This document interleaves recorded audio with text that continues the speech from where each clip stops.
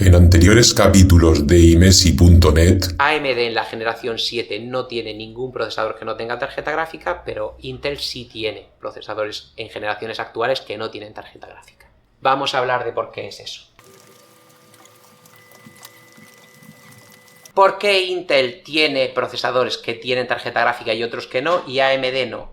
AMD en las generaciones de la 1 hasta la 5 no tenían tarjeta gráfica básicamente ninguno, y tenías que dar por hecho que ningún procesador de AMD tenía tarjeta gráfica salvo que tuviera un EGA al final, y sin embargo en las generaciones 7, 8 y 9 tienes que dar por hecho que todos tienen tarjeta gráficas, vamos, porque todos tienen tarjeta gráfica. ¿Por qué pasa eso? Pasa porque AMD a día de hoy está haciendo prácticamente todo con una arquitectura que se llama arquitectura modular. Un procesador de AMD ahora mismo tiene esta forma. Lleva aquí como un procesador grande y luego lleva por aquí uno más pequeño y a veces lleva aquí otro. Esto es ahora mismo un procesador, los procesadores de serie 3, serie 5, serie 7 y serie 9 son así. Cada procesador tiene varios trozos distintos. Eso es porque este trozo grande es I/O, entrada-salida, es la parte del procesador que se encarga de todo lo que no sean cálculos. Voy ahora a eso. Y esto es lo que se llama un CCD, un Core Complex Die, que es donde están los cores. Voy a empezar por la parte de esto de I/O, Input-Output, o es entrada-salida.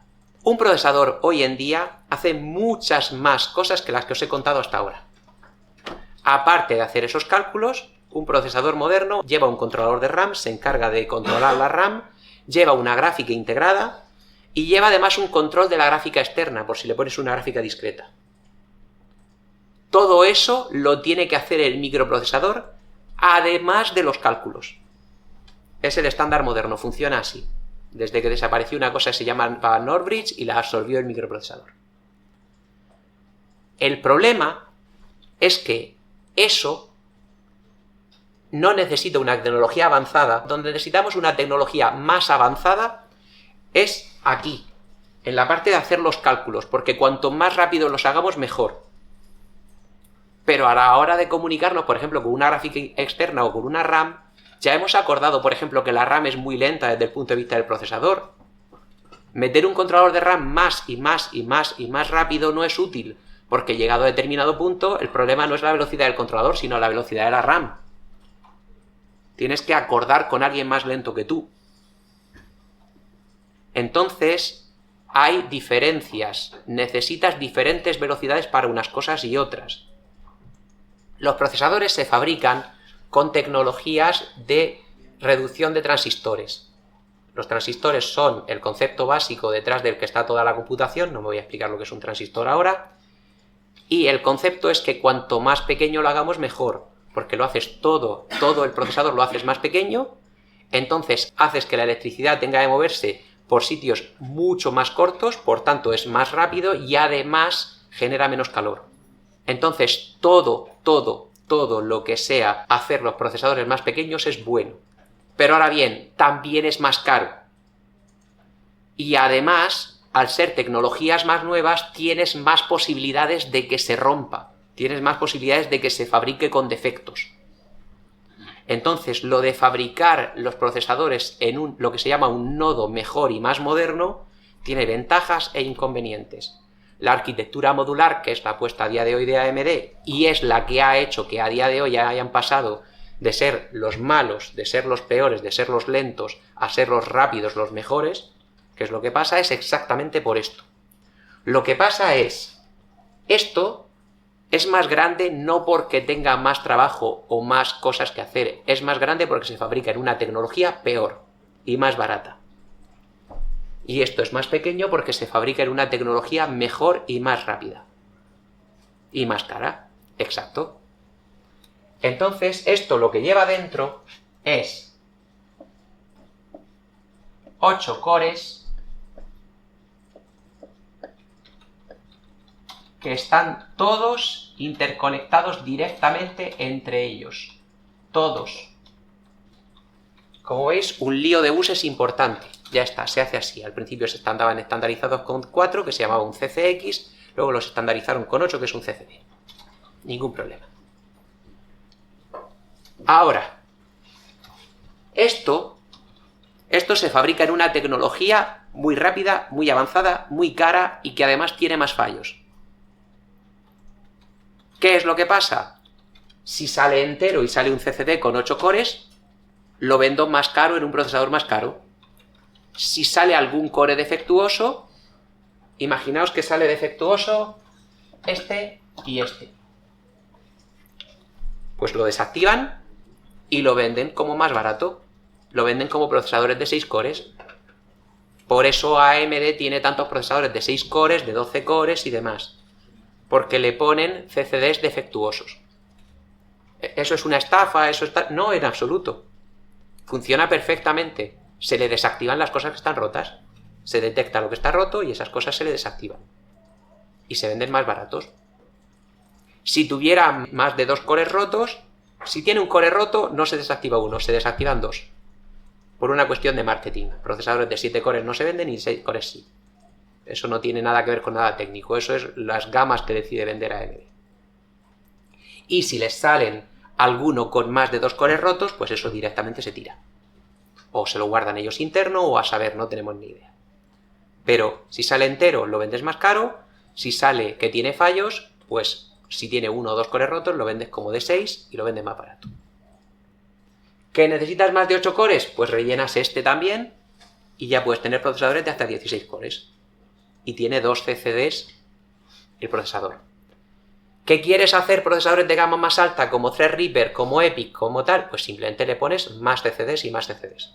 Y así puedes hacer procesadores de 16 cores, 32 cores, 64 cores, 128 cores, mientras lo permita la comunicación entre esos CCDs y el I/O die y el controlador de entrada-salida. Esto es muy fácil de escalar y es muy fácil de gestionar los errores. Esto en la ecuación que os decía de más rápido, más barato, fabricar el procesador a pedazos hace que sea más lento.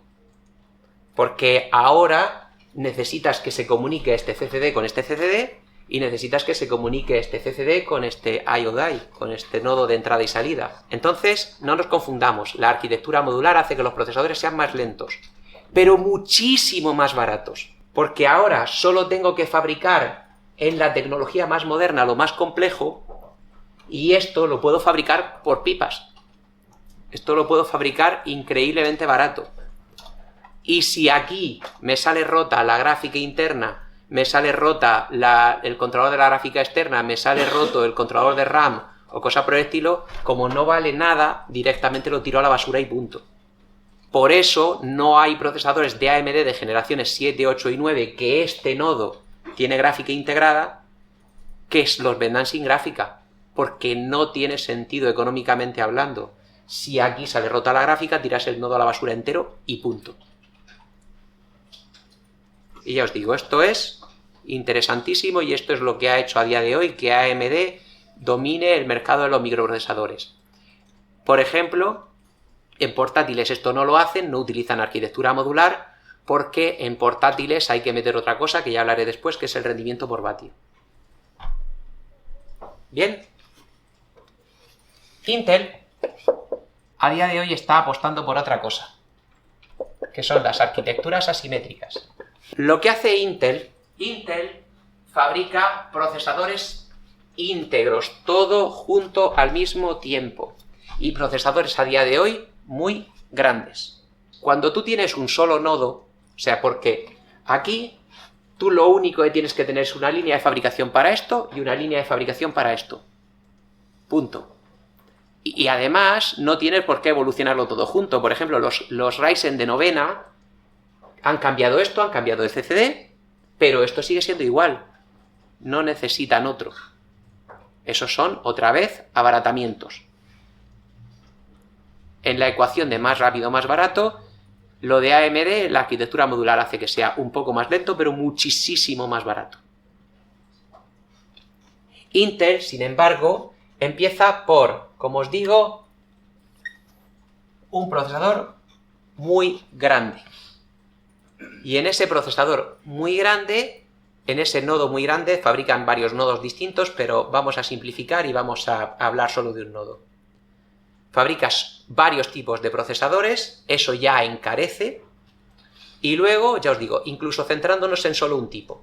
Lo que pasa con solo un tipo es, esto que os he puesto aquí es bastante ilegible, tiene demasiada información, vamos a simplificarlo. A la izquierda y a la derecha tenéis todo lo que es el procesador que no es calculadora, todo lo que había en AMD, en el I/O Die, en el nodo de entrada y salida, todo eso en los de Intel lo tienes a la izquierda y a la derecha.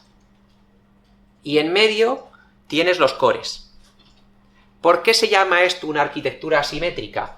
Porque Intel tiene los cores, voy a ponerles ya su nombre correcto, en medio, porque, repito, la comparten, tienes la caché de nivel 3, y como llegaba un punto en el que no podían seguir metiendo más cores, metieron un concepto que viene de los procesadores de móviles, que es el concepto de cores asimétricos. Entonces, los procesadores de Intel actuales tienen P-cores, cores P, cores de rendimiento, performance en inglés, e E-cores, cores de eficiencia. En el sitio que cabe un P-core, físicamente, un core P, un core de rendimiento, caben 4 cores de eficiencia. Y esos 4 cores pueden hacer más trabajo que el de rendimiento o no. Lo que os he dicho antes de los cores. Si tienes trabajos que se pueden partir en trozos independientes los unos de otros, son mejores los E-cores. Si son trabajos que no se pueden partir en trozos independientes, son mejor los P-cores. Y eso es el gran cambio de Intel de la generación 11 a la generación 12, que en la generación 12 incluyeron la arquitectura asimétrica. Y eso hace que este procesador sea muy bueno porque puede al mismo tiempo hacer cosas que requieren mucha potencia en poca cantidad de cores, o que necesiten poca potencia pero en muchos cores. Y cubres los dos campos. Esto está también muy bien, esto es muy interesante. El problema de Intel, y por lo que no puede ponerse a nivel de precios de AMD, es simplemente que esto, a la izquierda y a la derecha, tiene, como os he dicho, controlador de RAM, controlador de gráfica externa, la gráfica interna. Os he puesto antes un ejemplo, os he dicho que Intel vende procesadores sin gráfica. Fabricas esto, te sale la gráfica rota, la desactivas y lo vendes sin gráfica. No hay ningún problema.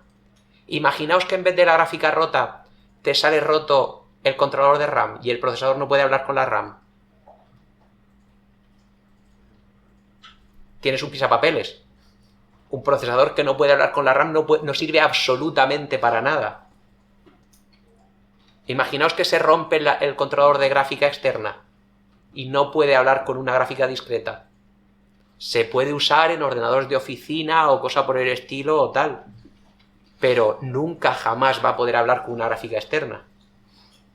Es un problema. Entonces, ¿que hay rotos algunos cores? Sí, se vende con menos cores, no hay ningún problema, igual que hacía AMD. Independientemente de que se hayan roto cores E o cores P, no pasa nada. Pero ya os digo, la ventaja que teníamos aquí de que esto se rompa es básicamente gratis, aquí se pierde. Esto viene, ya os digo, de los procesadores de móviles. Esto en ARM se llama arquitectura Big Little. Que además, como siempre en informática tenemos que hacer el chiste, lo de arquitectura Big Little se escribe Big en minúsculas y Little en mayúsculas. Ja, ja, ja, qué graciosos somos. Big sabéis que es grande y Little es pequeño. Ese es el chiste. Ya sé que era malo y si lo explico es peor todavía. En procesadores de móviles y en procesadores de portátiles y demás, esto avanza todavía un poco más. La arquitectura asimétrica. No solo tienes cores asimétricos, sino que permites al sistema operativo y al procesador que desactiven cores enteros. Por ejemplo, por lo que a vuestro móvil le dura la batería muchísimo más que a vuestro portátil, aun a pesar de que vuestro portátil lleve baterías más grandes, es porque vuestro móvil lleva procesadores y sistemas operativos que, por ejemplo, pueden desactivar cores enteros. Y cuando en el móvil no estás usando los cores de rendimiento, los cores grandes se desactivan enteros, se paran enteros. Y luego cuando necesitas correr un juego 3D o cosas por el estilo, se activan otra vez. Y eso poco a poco va apareciendo también en portátiles, simplemente es que en arquitecturas de ordenadores de sobremesa como las que tienen los portátiles es más complicado. Ahora también están apareciendo portátiles con arquitecturas de teléfono móvil y eso es una cosa que está avanzando mucho y muy rápido. Ya hablaremos de eso o ya lo veréis también en sistemas operativos. Bien. Más. Estoy empezando a cansarme y todo, y mira que esto me encanta. ¿A que no se me nota que me encanta?